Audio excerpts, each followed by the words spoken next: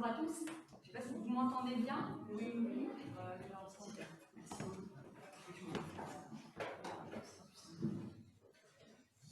Eh bien, je voudrais déjà remercier l'Église d'Hénin Beaumont pour vraiment votre accueil au nom de toute l'équipe d'Unis pour Christ. Vraiment, je voudrais vous remercier pour cet accueil chaleureux. Merci également à Michel Leroux et aux autres pasteurs pour leur invitation et leur accueil. Nous avons vraiment passé un moment magnifique lors de l'évangélisation, comme le disait Michel précédemment. Et je rends bien évidemment gloire à Dieu, car sans Jésus-Christ, rien de tout ça n'aurait pu être possible. Donc je voudrais vraiment mettre notre Seigneur à l'honneur, parce que sans lui, c'était juste pas possible. Donc merci Seigneur. Le titre de mon message ce matin est également un verset biblique qui se trouve dans 2 Timothée, au chapitre 4 et au verset 2. Prêche la parole, insiste en toute occasion, favorable ou non. Ce thème tombe vraiment bien avec notre week-end d'évangélisation. Et ça m'a été inspiré également par un frère qui est dans cette salle. Il se reconnaîtra, n'est-ce pas Michel, alias Mitch. Mais avant de démarrer, je voudrais également vous dire que j'ai inclus en fait dans le message des témoignages personnels, vraiment pour nous interpeller sur les réalités du terrain lors d'évangélisation, et voilà, pour vraiment mettre l'accent sur le pratico-pratique aussi. Donc on va sans plus tarder donc, lire ce passage donc, qui se trouve dans 2 Timothée au chapitre 4, à partir du verset 2, et on va aller jusqu'au verset 5. Je lis dans la version Summer. Proclame la parole, insiste, que l'occasion soit favorable ou non. Convainc, réprimande, encourage par ton enseignement, avec une patience inlassable.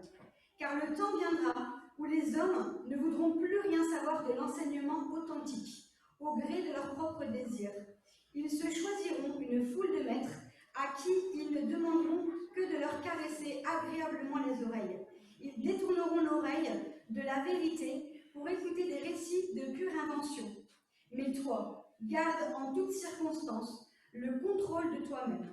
Supporte les souffrances, remplis bien ton rôle de prédicateur de l'Évangile, accomplis pleinement ton ministère. Amen. Amen. L'apôtre Paul ici ne passe pas par 4 chemins lorsqu'il s'adresse à Timothée. Mais avant d'aller plus loin, j'aimerais vous apporter un petit témoignage personnel. Je ne sais pas vous, mais il m'est déjà arrivé lors d'évangélisation, ou même ailleurs, je peux prendre l'exemple lorsque je promène mon chien, par exemple, et de croiser des personnes. Et là, en fait, le Saint-Esprit m'interpelle et me dit « Ma fille, parle à cette personne ». Et donc, il y a à ce même moment comme une opposition qui est là, qui me dit « Non, non, on ne parle pas avec cette personne, regarde, elle est fermée, elle va t'envoyer promener, elle est comme ci, elle est comme ça ». Je ne sais pas si ça vous est déjà arrivé lors de l'évangélisation, mais moi, personnellement, ça m'est arrivé. Et donc, voilà, on a des a priori. Et à ce moment-là, on est face à 2 options. La première option, donc, soit on écoute cette voix qui est dans l'opposition et qui nous fait barrage, et là, donc, on se décourage, on a peur et on ne fait rien. Et il y a la deuxième option, on écoute la voix du Saint-Esprit, on y va par la foi, on ose ouvrir la bouche avec audace et on obéit au Saint-Esprit, non pas par obligation, mais par amour, non seulement par amour pour notre Seigneur, mais également par amour pour les âmes qui sont dans la rue. Et en rapport avec cela, il y a quelques temps, je promenais mon chien, et là je croise un monsieur, et le Saint-Esprit me dit « Parle à cette personne ». Et donc là, combat, opposition, et je prends la décision d'obéir au Saint-Esprit, et je me dirige vers cette personne, et donc je discute avec elle, je lui prêche l'évangile, je lui parle de l'amour de Jésus, et il est touché par la parole de Dieu. Le Saint-Esprit me parle par rapport à des choses de sa vie, donc je parle avec cet homme, et là il est touché, il a les larmes aux yeux. Je lui propose de prier pour lui, dans la rue, tout simplement. simplement, bien qu'il y ait des gens qui passaient, mais c'est pas grave, il accepte la prière et il était touché par le Saint-Esprit de Dieu. Et de là, il me dit, vous savez, mademoiselle, lorsque je suis sortie du magasin où j'étais, j'ai pris une direction et il y a une voix en moi qui m'a dit, fais demi-tour et passe par là. Et là, je vous ai rencontré. Et vous savez, frères et sœurs, il n'y a aucun hasard avec le Seigneur. C'était vraiment un rendez-vous divin. Il savait qu'on allait se rencontrer, mais il y a eu également cette obéissance au Saint-Esprit sur le fait de oser, de parler avec cette personne. Et il a été autant béni que moi j'ai été béni. Alléluia. Prêche la parole. Insiste en toute occasion, favorable ou non. L'apôtre Paul nous enseigne également au travers ce passage qu'il n'y aura pas toujours des occasions favorables. Alors oui, il y en aura, et heureusement, mais il y aura également de temps à autre des temps plus difficiles ou défavorables. Je vais prendre l'exemple, voilà, vous avez un rendez-vous, vous êtes hyper pressé, c'est très urgent, et c'est justement à ce moment-là où le Saint-Esprit met une personne sur votre chemin, et là, encore une fois, vous vous dites quoi? Bon, est-ce que j'obéis au Saint-Esprit, je parle avec cette personne qui a besoin d'entendre la bonne nouvelle, ou alors je continue mon chemin, et désolé Seigneur, mais je suis pressée. Et là aussi, encore une fois, les temps de Dieu ne sont pas nos temps à nous. Si le Saint-Esprit met des personnes sur notre chemin, c'est pour que nous puissions, comme le disait notre frère tout à l'heure, de semer. Semer, et quelqu'un d'autre va arroser derrière, mais de semer. On va prendre également un autre exemple, par exemple avec le groupe Uni pour Christ, ça nous est déjà arrivé, lors d'évangélisation dans la rue, où on annonce la parole de Dieu dans la joie, etc. Et là, d'un seul coup, boum, une pluie violente nous tombe dessus, et surtout quand on a fait un brushing et qu'on rentre chez nous avec les cheveux tout frisés, c'est un peu compliqué. Ou alors, sous la neige, ça nous est déjà arrivé également, où il fait tellement froid qu'on a l'impression qu'on va perdre un orteil. Ça semble aigu. Mais je ris, mais c'est vrai qu'il y a des moments où c'est un peu plus difficile que ça. Malheureusement, c'est vrai qu'il y a des jours où, lorsqu'on sort sur le terrain, on est également confronté à des personnes qui ont un mauvais regard, c'est vrai. On est confronté également à des personnes qui sont dans la moquerie ou encore des fois les menaces, des fois aussi les insultes. Ça peut arriver, c'est une réalité. Je ne voulais vraiment pas négliger non plus ce côté-là, parce que c'est vrai que voilà, l'évangélisation, on est dans la joie du Seigneur, on est vraiment dans le feu de l'action, et c'est l'amour de Jésus qui nous pousse également à parler de l'amour de Jésus à toutes ces personnes que nous rencontrons. Mais il y a également des oppositions, c'est des réalités du terrain qu'il ne faut pas aussi négliger. Mais je garde et je nous encourage également à garder l'enseignement de Jésus sur la montagne qui se trouve dans Matthieu 5, à partir du verset 11, qui nous dit « Heureux serez-vous lorsqu'on vous insultera, qu'on vous persécutera et qu'on dira faussement de vous toutes sortes de mal à cause de moi. » Mais regardez ce qu'il est dit également au verset 12. « Réjouissez-vous et soyez dans l'allégresse, parce que votre récompense sera grande au ciel. » Alléluia. Il est vrai, frères et sœurs, que servir le Seigneur, ce n'est pas tous les jours facile. Il y a un certain prix à payer, comme on vient de le lire. C'est vrai. Mais ce n'est rien comparé aux choses merveilleuses qui nous attendent dans le royaume des cieux. Ce n'est rien comparé aux récompenses qui nous attendent. Et c'est une promesse de Dieu. Vraiment, je nous encourage à nous saisir de cette promesse de Dieu. L'apôtre Paul nous enseigne ensuite, au verset 3 et 4, que je vais reprendre. « Car le temps viendra où les hommes ne voudront plus rien savoir de l'enseignement authentique, au gré de leurs propres désirs. Ils se choisiront une foule de maîtres à qui ils ne demanderont que de leur caresser agréablement les oreilles. Ils détourneront l'oreille de la vérité pour écouter des récits de pure invention. » Encore une fois, l'apôtre Paul ne voit pas dans la dentelle dans son enseignement. Mais c'est vrai qu'on peut facilement se faire avoir ou encore séduire par des enseignements trompeurs si nous ne sommes pas vigilants. Ce passage nous exhorte non seulement à être vigilants sur l'enseignement qui nous est donné, mais également sur ce que nous allons annoncer ou enseigner à d'autres personnes. Et donc, l'apôtre Paul vraiment nous exhorte à demeurer dans la vérité. Nous avons chanté tout à l'heure l'esprit de vérité. La vérité, il est vrai, n'est pas tous les jours forcément facile à dire ou parfois même à entendre, mais la vérité est également lumière. L'amour de la vérité est indispensable dans notre marche avec le Seigneur, frères et sœurs. Jésus nous enseigne que nous sommes la lumière du monde, également le sel de la terre. En tant que lumière, et je dirais même en tant qu'ambassadeur et ambassadrice, je nous encourage à continuer de rester dans l'amour de la vérité, de garder la saine doctrine et de fuir ce que j'appelle les mensonges déguisés, à fuir les enseignements séducteurs qui nourrissent notre chair et nous poussent à rester dans notre confort. Il est avéré que Jésus n'avait aucun endroit pour reposer sa tête, ni même ses disciples. Mais il persévérait à annoncer le royaume de Dieu chaque jour. J'aimerais terminer avec le verset 5. Je voudrais juste demander, je ne sais pas les prénoms, la dame avec le piano, si c'est possible. Thérèse et Abigail. D'accord. Abigail également. Thérèse, au violon et au piano, excusez-moi. Merci beaucoup. Et d'ailleurs, je remercie le groupe de louanges vraiment qui nous a emportés. Gloire à Dieu. Tout à l'heure, merci Seigneur. Donc, je vais lire le verset 5 qui nous dit: mais toi, garde en toutes circonstances le contrôle de toi-même. Supporte les souffrances.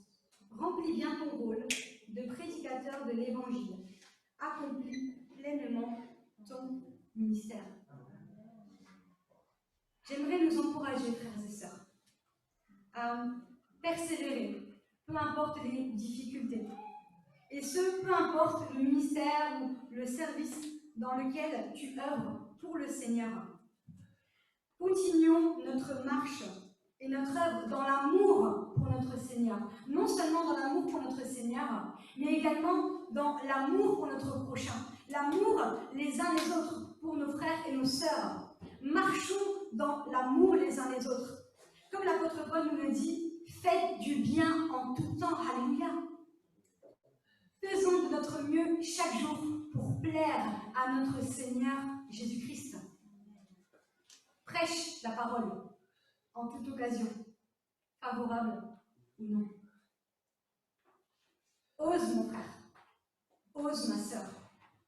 Dehors, il y a des âmes qui ont besoin d'être sauvées. Dehors, il y a des âmes qui ont besoin d'entendre la bonne nouvelle. Amen. Dehors, il y a des âmes qui ont besoin d'espoir. Et le Seigneur nous enseigne également que ce ne sont pas les bien portants qui ont besoin de médecins, mais les malades. Et qu'il n'est pas venu pour appeler des justes, mais des pécheurs. Ayons cette compassion pour les âmes, frères et sœurs. Il y a encore quelques années, je ne sais pas si vous voulez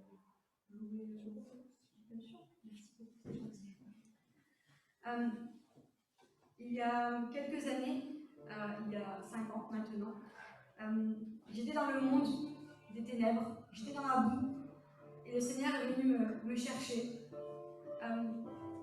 Mon monde était le monde des boîtes de nuit, le monde de la nuit.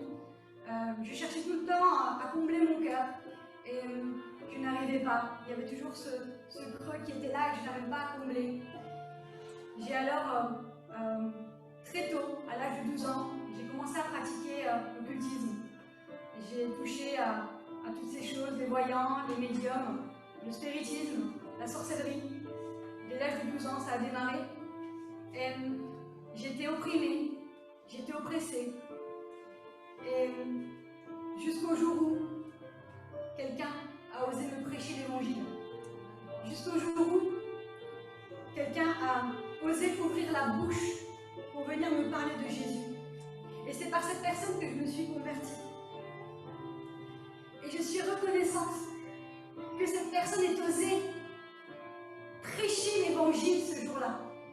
Je suis reconnaissante que cette personne ait osé me parler, me prêcher la parole, saisir cette occasion pour me parler de Jésus. Et le Seigneur t'invite aujourd'hui, toi, à prêcher l'évangile, à saisir l'occasion, favorable ou non, pour toutes ces âmes qui sont égarées. Le Seigneur te parle ce matin. Nous avons tous un ministère de réconciliation de l'homme avec le Père. Et c'est en prêchant Jésus que l'homme peut être réconcilié avec le Père. Car il n'y a que Jésus qui soit mort à la croix pour nous. Il n'y a que Jésus qui peut nous réconcilier avec le Père. Il n'y a que Jésus qui pardonne les péchés. Il n'y a que par Jésus que nous avons la vie éternelle. Et cette date-là, il y a 5 ans, je veux la garder profondément dans mon cœur. Je n'oublierai jamais cette date. Sème la parole. Quelqu'un va arroser derrière toi. Quelqu'un va rentrer dans ton travail. Et le Seigneur va faire croître. Alléluia.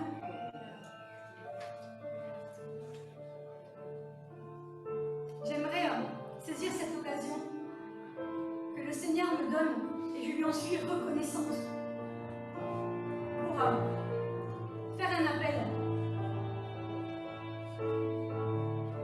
Il y a peut-être quelqu'un dans cette salle qui nous regarde sur Internet, qui ne connaît pas Jésus et qui veut se tourner vers Jésus.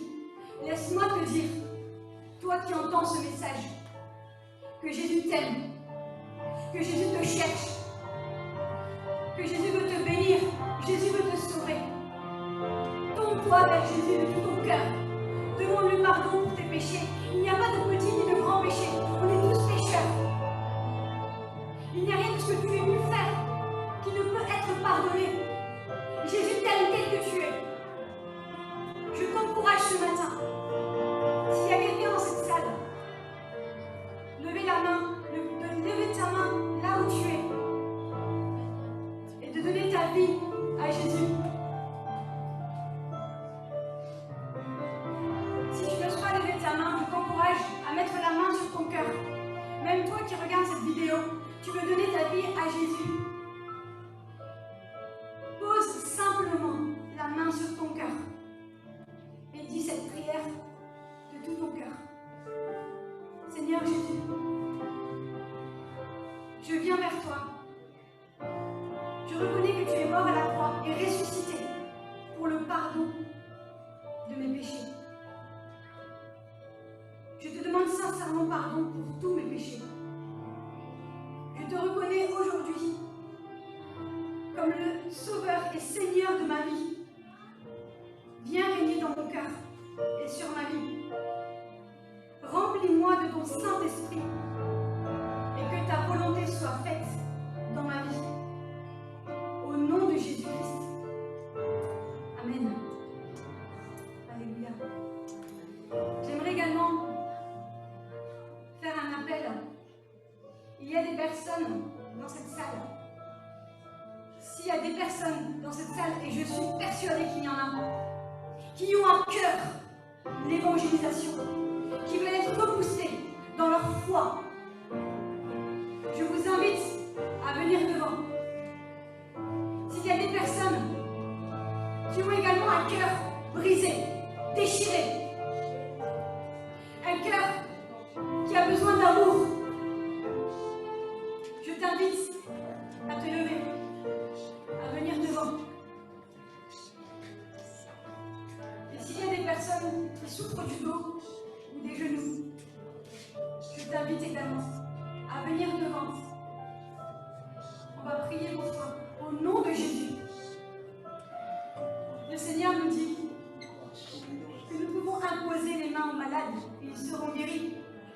qu'il guérirait les cœurs brisés, qu'il libérait les captifs.